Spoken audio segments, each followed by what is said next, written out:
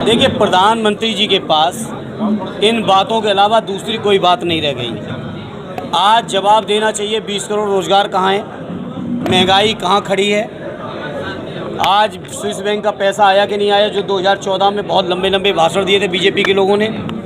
इन बातों पर जवाब न देके केवल मुद्दों को इधर उधर डाइल्यूट करना चाहते हैं। लेकिन देश के लोग बहुत समझदार हैं और हमारे देश के लोग बहुत भावुक भी हैं, जज्बाती भी हैं। 2014 में, 17, 19 में, 22 में लगातार 4 चुनाव प्रधानमंत्री जी की बातों पर लोगों ने यकीन कर लिया था। लेकिन आज 10 साल के उनके कार्यकाल के बाद लोग सवाल कर रहे हैं कि हमारे 20 करोड़ रोज़गार कहाँ हैं, महंगाई कहाँ खड़ी है, बेरोज़गारी कहाँ खड़ी है।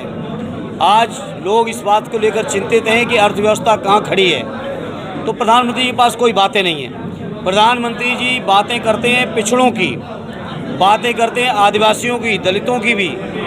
लेकिन मैं पूछना चाहता हूं, लगभग 350 डायरेक्ट IAS भर्ती किए गए हैं केंद्र सरकार द्वारा माननीय प्रधानमंत्री जी के कार्यकाल में। और इस आपके माध्यम से बीजेपी से मेरा सीधा सवाल है, सूची जारी करें कि कितने बैकवर्ड IAS नियुक्त किए हैं, कितने दलित किए हैं, कितने आदिवासी किए हैं, कितने माइनॉरिटी के लोग किए हैं। जितनी भर्तियां थी उनमें सब में आरक्षण छीन लिया। और सबसे बड़ा जो संकट देश के सामने आ गया है वो देश के संविधान का आ गया है। और आज पूरा देश बाबा साहब के संविधान को बचाने के लिए, लोकतंत्र को बचाने के लिए, आरक्षण को बचाने के लिए, जाति जनगणना कराने के लिए, रोजगार लेने के लिए, अग्निवीर की योजना ख़त्म करने के लिए, पेपर लीक की जो घटनाएं हो रही उसको रोकने के लिए पूरा देश एक है। और अब बीजेपी के लोगों का कोई बहाना चलने वाला नहीं है। उनका कहना है कि OBC आरक्षण पे डाका डाला जा रहा है, SC ST आरक्षण पे भी तलवार लटक। मैंने कहा 350 डायरेक्ट IAS नियुक्त किए प्रधानमंत्री जी ने, केंद्र की सरकार ने JS लेवल के, जिनको 22 साल की सीनियोरिटी दी गई है, उसकी सूची जारी करें और बताएं कितने बैकवर्ड, दलित, माइनॉरिटी, आदिवासी के उसमें भागीदारी है। भाषण देना, बयान देना अलग बात है, उसको जीवन कार्यशैली में नीचे उतारना, व्यवहार में उतारना अलग बात है।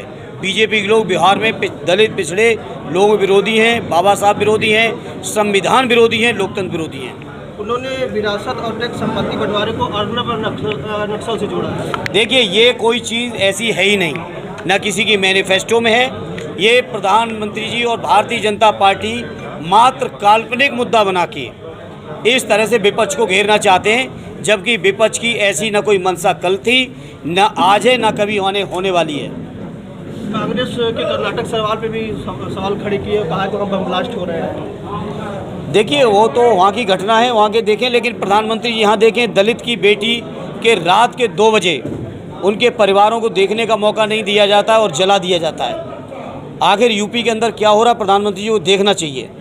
आए दिन हमले हो रहे हैं, आए दिन हमारे माताओं बहनों का अपमान हो रहा है, रेप हो रहा है, कानून व्यवस्था पूरी तरह ध्वस्त है, पेपर लीक करने वालों पर किसी की कार्रवाई नहीं है, माफिया लोग खुलेआम घूम रहे हैं। इस बात को प्रधानमंत्री जी को उत्तर प्रदेश में देखना चाहिए। आज से सर नामांकन शुरू हो गया, समाजवादी पार्टी प्रत्याशी नामांकन कब करेंगे, उनके नामांकन के दौरान कौन से बड़े नेता शामिल हो रहे हैं? देखिए, 1 तारीख का नामांकन रखा है, पार्टी के सभी लोगों ने फैसला लिया है। 1 तारीख को हम लोग नामांकन करेंगे और पार्टी के सारे जिम्मेदार लोग रहेंगे।